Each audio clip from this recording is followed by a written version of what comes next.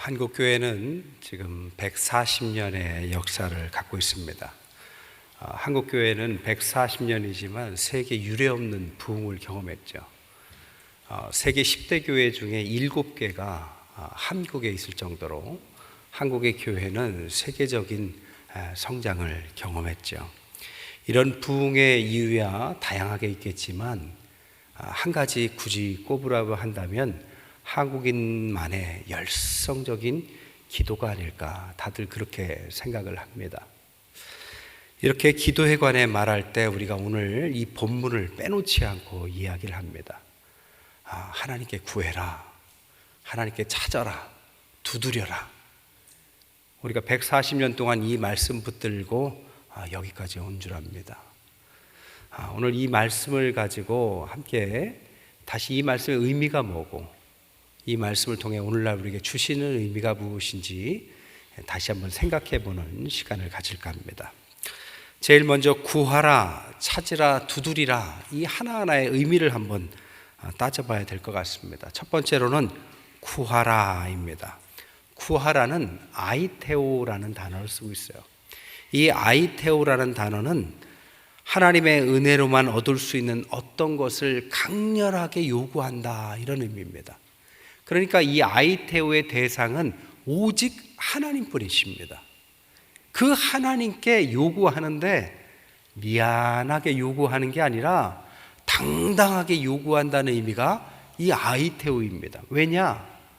이 요구는 하나님밖에 들어주실 수도 없고, 그리고 이 요구하는 이 하나님은 우리의 아버지시기 때문에 당당하게 요구한다는 거예요. 아이들이 아기였을 때 막 배고프면 울지 않습니까? 당당하게 울지. 내가 지금 좀 울어도 되나? 이렇게 생각하지 않고 우는 것처럼 당당하게 배고프면 우는 겁니다. 오늘 본문도 뭐라고 합니까? 아버지에게 떡을 달라 하면 떡을 주시고, 생선을 달라 하면 생선을 주는데, 악한 아버지도 주는데 그 좋은 우리 하나님 아버지가 왜 안 주시겠냐? 그러니까 그 아버지께 당당하게 구해라. 이게 아이테오입니다. 그 다음에 찾으라는 의미는 제테오라는 단어를 쓰는데, 이것은 주체가 우리입니다.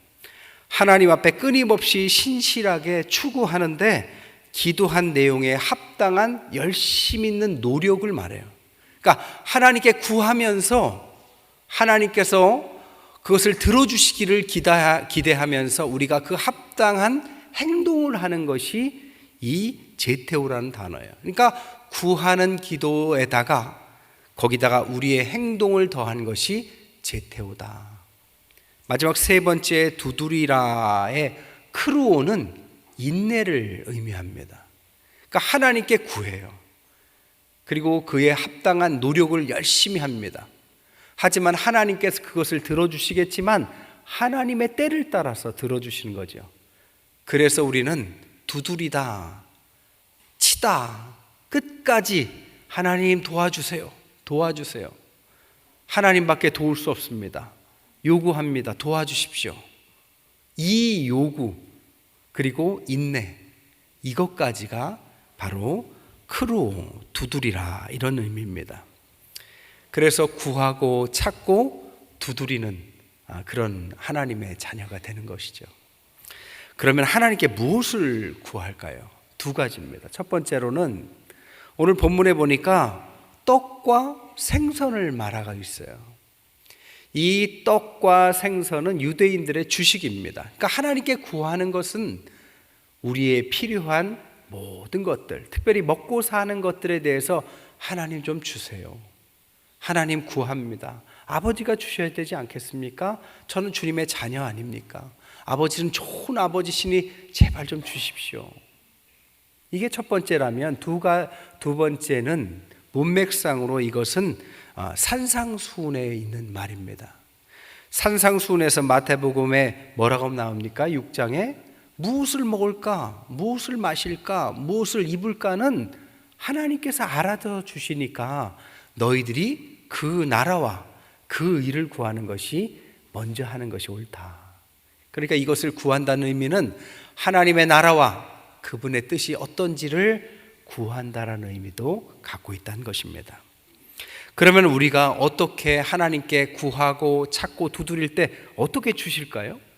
오늘 본문에 보니까 구하고 찾는 자녀에게 그 아버지 하나님께서는 좋은 것으로 주신다, 이렇게 표현을 하고 있습니다. 근데 좋은 것은 무엇일까? 좋은 먹을 것, 좋은 집, 좋은 차? 물론 이것도 하나님 앞에 좋은 거지만 이 좋은 것의 의미를 누가복음에 보면 알 수 있어요. 누가복음 11장 9절에서 13절에는 비슷한 내용이 나옵니다.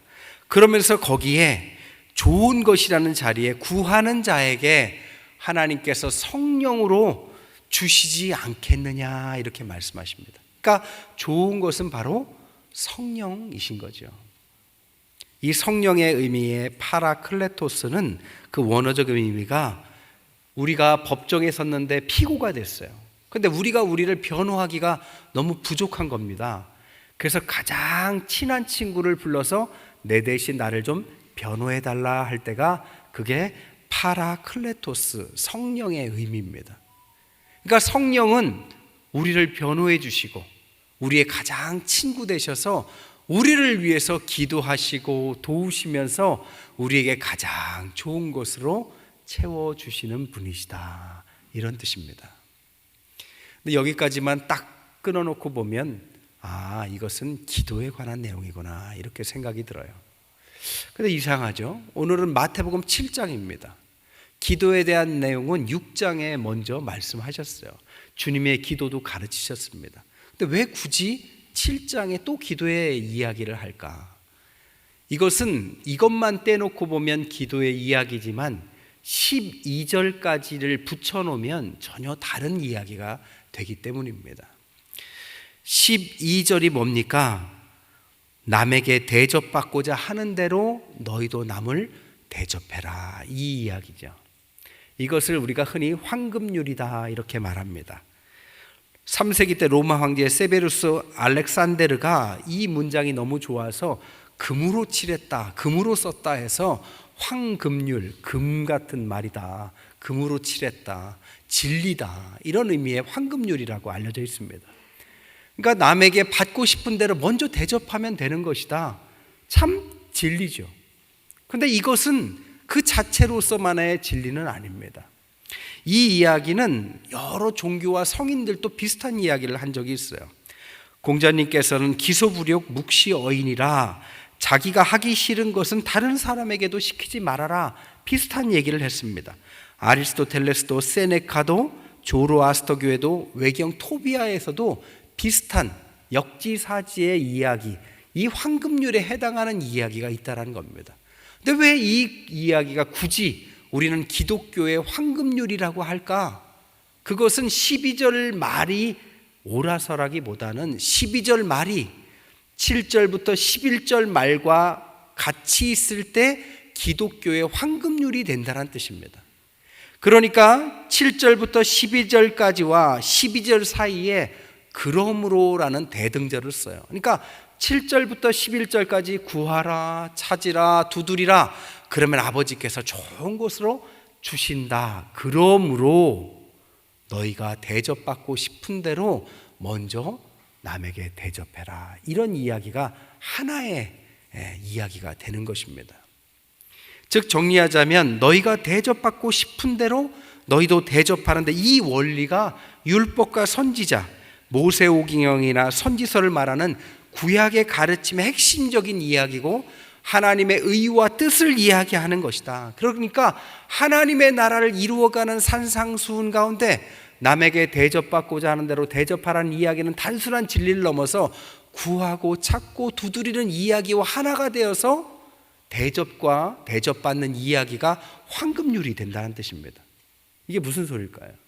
세 가지 의미를 갖고 있습니다. 첫 번째, 기독교의 황금률은 하나님께서 너희들을 자녀로 대접하는 것을 너희가 안다면, 그것을 좋아한다면 너희도 하나님을 아버지로서 대접하라, 이런 의미를 갖고 있다는 겁니다.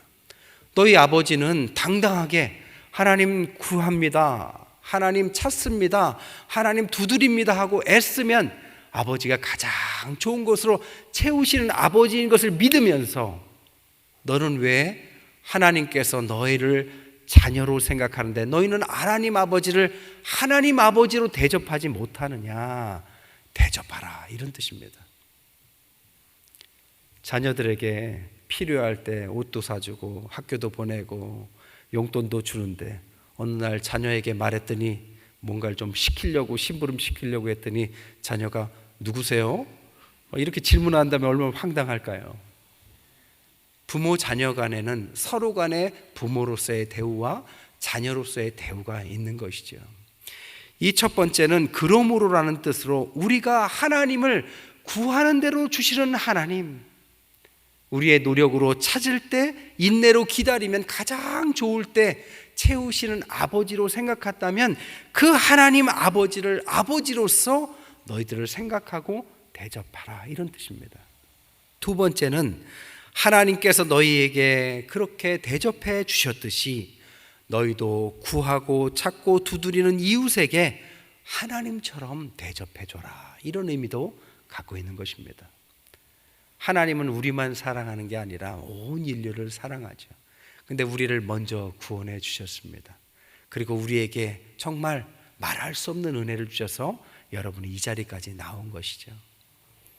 그런데 하나님께서는 우리를 통해서 세상에 전도에 미련한 것으로 세상 사람들을 섬기라고 그렇게 말씀하셨습니다. 근데 제가 질문을 하나 할게요. 지금 새생명 전도 축제를 할 때 한 영혼을 품고 여러분 기도하고 계십니까? 그럴 때 그들에게 복음을 전하는 게 먼저일까요? 그들의 필요를 채우는 게 먼저일까요? 복음을 전하는 것도 좋고 필요를 채우는 것도 다 좋은 일인데 무엇이 더 효과적일까요? 정답은 없습니다. 경험상 필요를 채우는 것이 참 중요하다는 것을 제가 깨달은 적이 있어요. 옛날 교회에서 제가 선교를 담당한 목사였는데 시골 교회를 많이 섬겼어요. 그런데 시골에 있는 교회들은 성도가 별로 없으니까 여름 성경학교를 자체적으로 못해요. 그래서 여름 성경학교도 가서 도와주고 간 계제에 그 마을에 일꾼이 부족하니까 농촌에서 일손이 되어가지고 이렇게 농사 짓는 것도 도와드리는 농활도 같이 했습니다. 그렇게 10년을 넘게 했어요. 그런데 교회가 변화가 없어요. 그래서 어느 날 우리가 생각했습니다. 이렇게 반복하는 것보다 뭔가 효과적인 선교가 있지 않을까. 그러다가 우리가 아이디어를 하나 만든 것이 바로 그것입니다. 유기농 농사를 짓는 목회자를 선별을 해서 그 마을에 유기농 농사를 지으면 그 목사님이 성도들하고 같이 농사를 지은 것을 교회로 가져오면 수요일 오전에 장터를 열어서 팔아주자. 그래서 서울이니까 지방에 있는 유기농 농산물들을 흔히 접하기가 어렵잖아요. 그러니까 가지고 오면 다 팔고 가는 거예요. 그랬더니 교회도 이렇게 농사 지은 것을 금방 현금으로 바꾸기가 쉽지 않은데 교회도 너무 좋은 겁니다. 그렇게 3년 정도 했습니다. 그리고 나서 새 교회에 어떻게 변화가 됐는지를 조사를 해봤어요. 첫 번째 교회 150% 부흥, 두 번째 교회 300% 부흥, 세 번째 교회 600% 부흥을 이뤘어요. 전도하고 똑같이 여름 성경학교 할 때는 변화가 없던 교회들이 유기농 농사를 하니까 마을 사람들이 자기들도 농사를 같이 짓다가 교회를 와서 같이 판로를 열게 해준 겁니다. 그랬더니 교회로 자꾸 오는 거예요. 교회를 자꾸 와서 그것을 팔고 하니까 미안하잖아요. 그러니까 교회에 와서 앉아있기도 하고 앉아서 듣다 보니까 또 맞는 말이기도 하고 그래서 몇 년 지나고 나서 보니까 신자가 되고 집사님이 되고 그때 훈련도 하고. 여러분, 하나님께서 우리를 어떤 가운데서 우리를 이끄셨습니까? 원래 태어나면서부터 기도 열심히 하는 분들이었습니까? 로마서 5장에 보면 우리가 죄인 되었을 때 우리에게 오셨다 그랬습니다.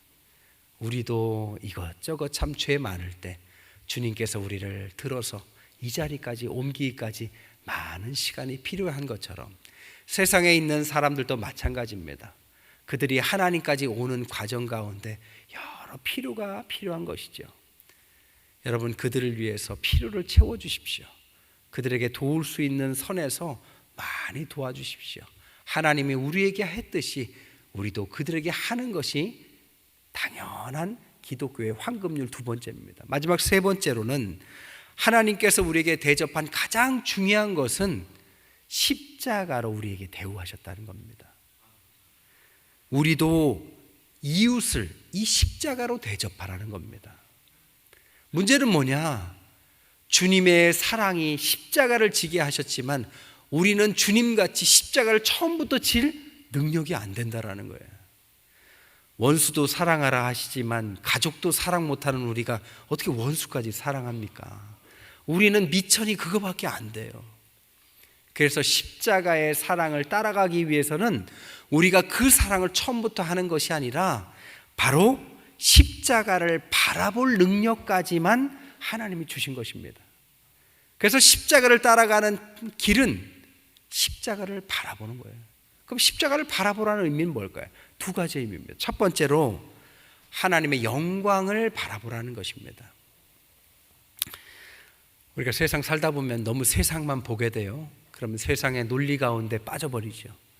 그러다가 주일날 교회 와서 하나님께 우리의 시선을 돌려보면 우리가 다른 것, 아주 귀한 것들을 많이 갖고 있다는 것을 깨닫습니다. 우리에겐 본토가 있고 영원한 것이 있습니다. 우리에게는 하나님이 함께 계십니다. 우리는 구하고 찾고 두드리는 자에게 주시는 좋은 아버지를 우리는 모시고 있는 거죠. 이 시선으로 세상을 다시 바라보면 그렇게 세상에서 아웅다웅 살아가는 그런 사람들이 긍휼하게 느껴지는 것이지요. 이게 십자가를 바라보는 첫 번째 시선입니다. 두 번째 시선은 뭐냐? 우리가 구원을 거저 얻었기 때문에 그들에게도 거저 주려는 마음이 십자가를 바라보는 것입니다. 주님이 거저 주셨는데 왜 우리는 돈 받고 주려고 합니까? 당연히 거저 줘야죠. 도스토옙스키의 까라마조프 형제들에 보면 이 우화가 나오죠. 어떤 노인이 있어요. 근데 아주 선하지 못하게 살았습니다. 그러다 죽어요. 그래서 하나님의 심판대에 갑니다. 이제 천국이냐 지옥이냐가 구별되는 심판대입니다. 그래서 하나님이 물어요. 네가 이 세상에서 선하게 한 일이 뭐냐? 아무리 생각해도 선하게 한 일이 없어요. 그러다 하나를 생각해냅니다. 제가 거지가 하나 왔었는데 양파 한 뿌리를 준 게 있다. 평생 선한 거라고는 그거 하나 있는 겁니다. 그랬더니 하나님이 그래 그거라도 됐다 하면서 하늘에서 양파 한 뿌리를 내려주죠. 그때 그 노인이 그것을 붙들고 이제 천국을 가려는 붕 뜨는 찰나에 다른 사람들, 천국 가고 싶은 사람들이 그의 다리를 잡고 늘어집니다. 나도 가게 해달라고. 그때 이사의 노인이 뭐라고 하느냐? 이건 내 거야 하면서 발버둥을 치다가 양파가 똑 부러집니다. 그래서 지옥에 간다라는 우화입니다. 이 이야기가 뜻하는 게 뭘까요? 바로 우리는 거지에게 양파 하나, 이것은 구원의 조건도 되지 않는 이런 조건으로도 하나님은 우리를 구원하시려고 애썼는데 그 구원의 그 축복을 받은 사람이 끝까지 자기만 구원받겠다고 교만과 욕심을 버리지 못하는 것이 바로 인간이다라는 것을 우화적으로 말하고 있는 거죠. 하나님께서는 우리에게 귀한 것을 거저 주셨습니다. 어떤 학자는 말하기를 전도와 선교가 뭐냐? 막 복음을 전하는 것이 아니라 어떤 거지가 어디 갔더니 빵을 공짜로 나눠줘서 배불리 먹고 돌아오는 길에 또 다른 거지를 만나서 저기 가면 빵을 공짜로 주니까 너도 가봐라. 이게 전도와 선교일 뿐이다 라고 말했습니다. 우리가 대단한 게 하는 게 아니야. 우리도 거저 얻었으니까 다른 사람에게도 이 귀한 것들을 거저 전하는 것 그 자체가 전도고 선교인데 우리가 거저 얻었음에도 그것조차도 하지 못한다면 이 노파와 다를 것이 무엇입니까? 이렇게 두 가지 하나님 십자가를 바라보고 우리를 돌아보고 우리 이웃에게 거저받은 것을 나누려는 이 노력들이 합쳐지면 어느 날 우리도 모르게 우리가 예수님을 닮아가는 모습으로 변해가고 있다는 겁니다. 한마디로 이 모든 것을 십자가의 삶이다라고 성경은 말하고 있습니다. 주님은 우리에게, 하나님은 우리에게 십자가로 대우하셨어요. 이제는 우리가 주님 생각하면서 우리의 이웃에게 십자가로 대우하는 것입니다. 그럴 때 하나님을 생각하기 때문에 하나님을 사랑하는 것이고, 하나님을 생각하면서 이웃을 사랑하기 때문에 이웃도 사랑하는 것이 됩니다. 이것이 최고의 계명이고 주님께서 우리에게 가르쳐 주신 하나님을 사랑하고 이웃을 사랑하라는 십자가, 구하고 찾고 두드리라는 것은 바로 이 십자가의 진리를 풀어서 말씀하고 계시기 때문에 기독교의 황금률이다라고 말을 하고 있다는 겁니다. 문제는 뭐냐면 이것을 아무리 들어도 우리는 귀로만 듣고 머리로만 생각하고 삶으로 받아들이지 않는 것이 바로 우리의 문제다라는 거예요. 여러분, 신앙이라는 것은 머리로 이론으로 하는 것이 아니라 삶으로 주님을 따라가는 것입니다. 그게 진짜 신앙이죠. 한 가지 이야기만 더 하고 마칠게요. 어떤 사람이 미상으로 쓴 시입니다. 제목이 수업이에요.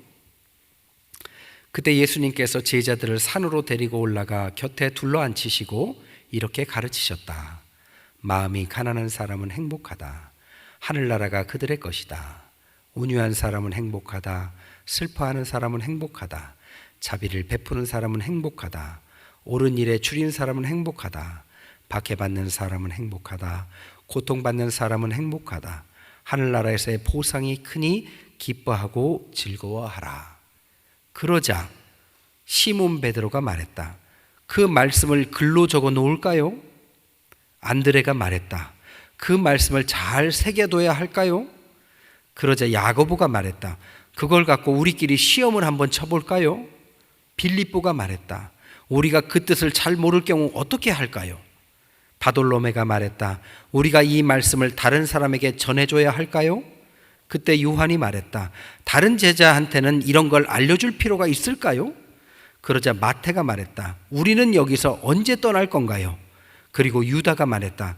그 말씀이 실생활과는 어떤 관계가 있는 걸까요? 그리고 그 자리에 참석했던 어떤 바리새인 하나는 예수께서 수업 계획서를 보여줄 것을 요청하면서 그 가르침의 최종 목표가 무엇인지 따져 물었다. 그리고 마지막에 이렇게 쓰여 있습니다. 그러자 예수님께서는 우셨다. 신앙은 아무리 좋은 말로 가르쳐도 그렇게 그 좋은 하나님, 구하는 자 당당하게 구해도 가장 좋은 것으로 주신 우리 아버지, 찾고 두드리는 자에게 끝끝내 가장 때에 맞춰서 좋은 것을 입히고 먹이고 마시게 하신 그 하나님, 그 아버지를 우리에게 주시고 베푸시고 또 우리뿐 아니라 온 세계에 하나님의 긍휼을 베푸시기를 원하는 그 사랑을 누누이 말해도 듣기만 하고 읽기만 하고 그것이 그냥 머리로만 끝나고 입으로만 끝나는 사람에게는 신앙이란 여전히 가짜일 수밖에 없습니다. 신앙은 이론이 아니라 삶인 것입니다. 신앙은 우리 삶으로 나아갈 때 비로소 성경의 말씀이 성육신이 되어서 우리 삶을 찾아오는 것이고, 주님께서 말씀으로만 구원한 것이 아니라 이 땅으로 내려오셔서 실제적으로 십자가를 지신 것처럼 우리도 그 말씀대로 삶으로서 살아낼 때 하나님의 말씀이 우리 삶의 능력으로 일어나는 것입니다. 그런 말씀 가운데 삶으로 살아가시고 승리하시는 저와 여러분 되시기를 주님의 이름으로 간절히 축원드립니다.